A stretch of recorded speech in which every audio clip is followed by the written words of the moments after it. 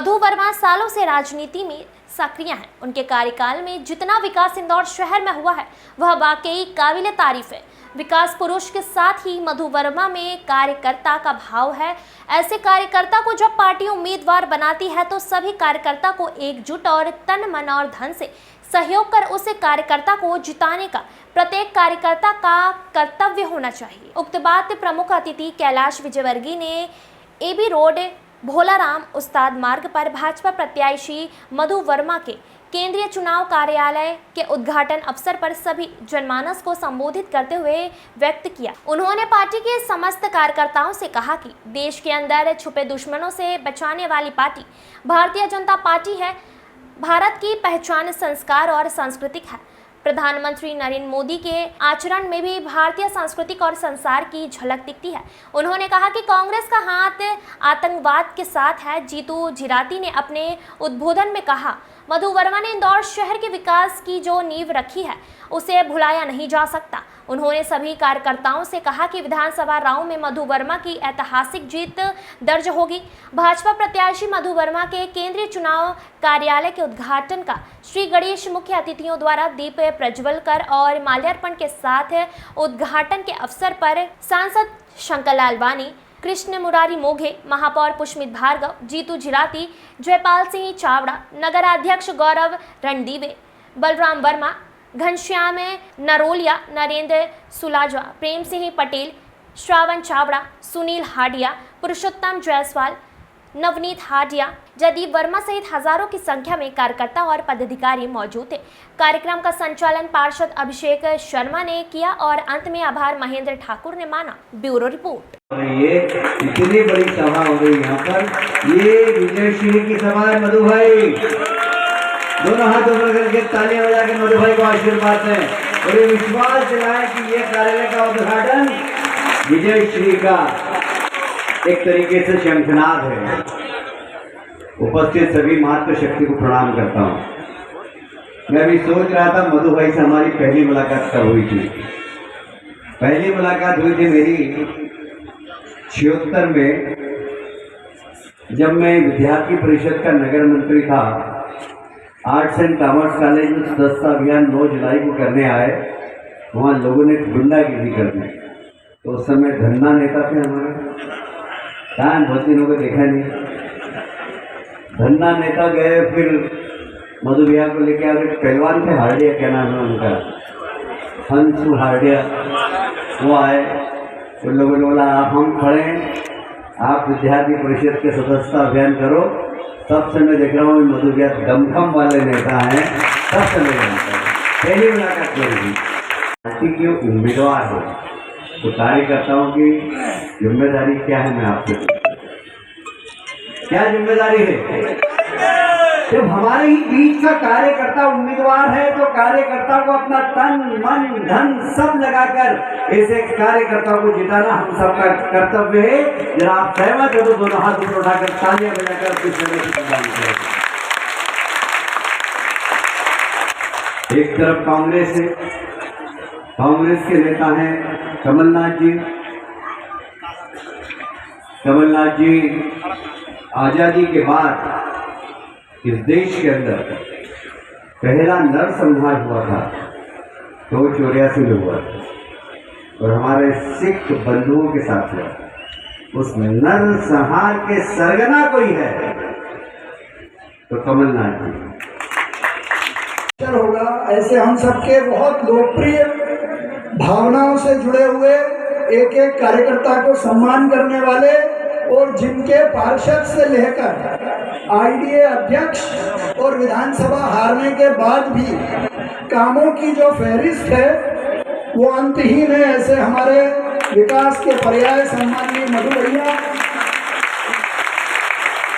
समय का अभाव है इसलिए मंच पर उपस्थित भारतीय जनता पार्टी के नगर अध्यक्ष और ग्रामीण के अध्यक्षों को सम्मान पूर्वक आह्वान करते हुए यहाँ उपस्थित सभी सम्माननीय पार्टी के पदाधिकारी, ज्येष्ठ श्रेष्ठ कार्यकर्ता। गलती से 2 ही बार चल सकती है, तीसरी बार बिल्कुल नहीं चल सकती। और दूसरी बात मैं ये कहना चाहता हूँ, जो आपके मेरे पार्टी के एक एक कार्यकर्ता के मान सम्मान और स्वाभिमान से जुड़ी हुई है। अगर इसमें रहकर भी हमने काम करके मधु भैया को नहीं जिताया तो ये हार हमारी होगी। इसलिए जिम्मेदारी आपकी है। इसलिए है कि कपिल सिब्बल ने सुप्रीम कोर्ट में ये हलफनामा दाखिल करवाया था कि राम का अस्तित्व नहीं है, राम काल्पनिक है। और आप सबको रामायण का वो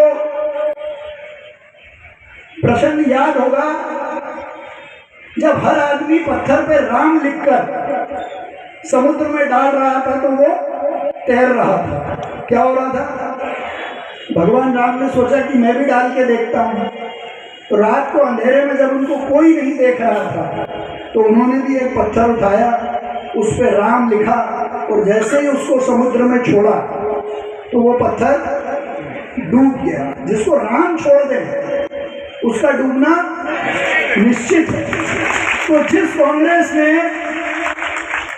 कांग्रेस ने राम को काल्पनिक कहा हो वो लगातार डूब रही है, इस चुनाव में भी डूबेगी।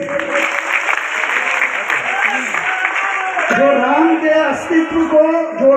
अस्तित्व को काल्पनिक बताए उसका डूबना तय है। और ये भारतीय जनता आप लोगों की ऊर्जा बता। मगर चूंकि हम सब आज माननीय कैलाश जी को सुनने आए, मैं बहुत ज्यादा बात नहीं कहूंगा। मैं 2-3 बात आपके ध्यान में दिलाना चाहता हूँ कि ये राऊ विधानसभा है। हम जब इसमें महापौर चुनाव में जाते हैं तो बहुत ऐतिहासिक मतों से जीतते हैं। हम जब इसमें लोकसभा चुनाव में जाते हैं तो बहुत ऐतिहासिक मतों से जीतते हैं।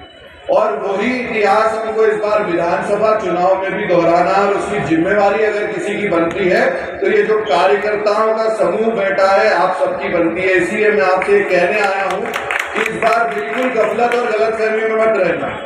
अभी महापौर जी किस्सा सुना रहे थे कि साइकिल वाला आएगा, साइकिल चलाएगा, लोगों से झूठ बोलेगा, जबरदस्ती गले पड़ेगा। हमको गले पड़ने नहीं देना है, दूर रखना है। ये बहुत ध्यान से ध्यान रखना है कि तू तो मेरा भाई है, कोई भाई नहीं। मैं भारतीय जनता पार्टी का कार्यकर्ता हूं और तुम कांग्रेस के कार्यकर्ता हो। गुलाब जामुन कितना भी अच्छा हो, अगर गटर में पड़ा रहता है तो कोई खाता है क्या उसको?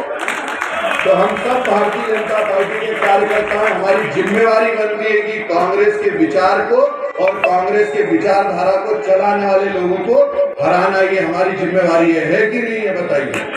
तो एक बार दोनों हाथ उठा के मधु भैया को जरा विश्वास दिलाइए। बोलिए भारत माता की, भारत माता की। मुझे याद है मैं जब विधानसभा चार का अध्यक्ष था तब इस क्षेत्र में आता था और मधु भैया किस प्रकार काम करते थे ये हमने देखा। और अभी बताया केला जी जब महापौर थे तब जन कार्य समिति के अध्यक्ष थे। सुबह 6 बजे उठ के जब सब लोग सोए रहते थे तब उठ के वो काम में लगते थे। हमेशा काम में लगे रहना ये मधु भैया से हमने सीखा है। और अभी भी चुनाव हारने के बाद मैं लगातार देख रहा हूँ, कभी महापौर जी क्या, कभी कैलाश जी क्या, कभी बोले केंद्र की ये योजना लाओ। मैं 2-3 उदाहरण आपको दूंगा कि किस प्रकार मधु भैया ने क्षेत्र के विकास के लिए महापौर नगर निगम के बाद महापौर भी एक बार लड़े थे, लेकिन जब वे विधानसभा हार गए थे उसके बाद भी किस प्रकार उन्होंने काम के विकास के लिए लगे रहे। ये आपको बहुरुका रोड दिख रही होगी। ये जो बहुरुका रोड दिख रही है नेशनल हाईवे बनने के लिए स्वीकृति केंद्र सरकार नितिन गडकरी ने दी थी। और उस समय थोड़े समय के लिए कांग्रेस की सरकार आई थी और जब कांग्रेस की सरकार आई थी तो हमने वहां से सेंक्शन करके जब केंद्र से यहाँ आया तो हमने सरकार को लिखा कि हम ये सड़क बनाना चाहते हैं। केंद्र सरकार, मोदी जी की सरकार, तब कमलनाथ जी की सरकार थी और ये विधायक थे। इन्होंने बोला कि हमको 7 करोड़ रुपए और चाहिए। काय के चाहिए भैया? बोले पोल शिफ्टिंग करने के लिए 7 करोड़ रुपए चाहिए। मैंने मधु भैया को बोला बड़ी मुश्किल से हम सड़क पास करा के लाए और ये पोल शिफ्टिंग के लिए 7 करोड़ अलग से मांग रहे हैं। हमने बड़े जद्दोजहद करी पर वो नहीं माने। बोले हमको तो ये पोल शिफ्टिंग के पैसे भी दिलवाओ। जब हमारी सरकार थोड़े समय बाद जब शिवराज सिंह चौहान जी की सरकार आई तब मधु भैया और हमने शिवराज सिंह चौहान जी से गए मिलने। हमने उनसे कहा ये पोल शिफ्टिंग तो आपका एनपीपी का लोकल काम है, आप कर दो। बोले हम कर देंगे और सड़क बनने को तैयार हो गई। अब कुछ दिनों में उसका उद्घाटन भी हुआ।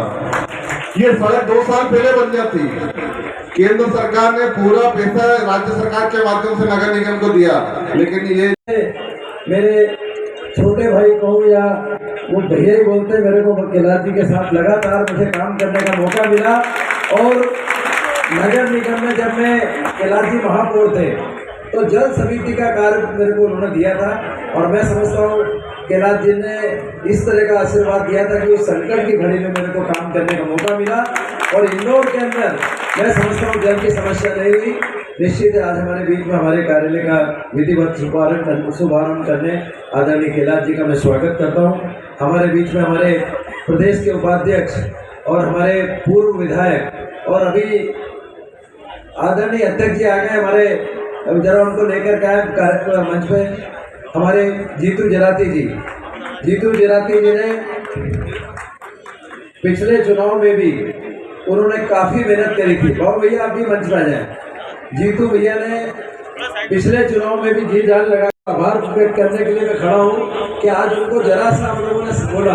और निश्चित सभी लोग हमारे इस कार्यक्रम में पधारे हैं। निश्चित है कि ये जितने कार्यकर्ता हैं और जितने ये वरिष्ठ जन हैं, ये वरिष्ठ जन मेरे को चुनाव लड़ाने वाले हैं, और नीचे सामने जितने कार्यकर्ता बैठे हैं ये चुनाव जिताने वाले हैं। मैं दोनों को हाथ जोड़ कर नमस्कार करता हूँ।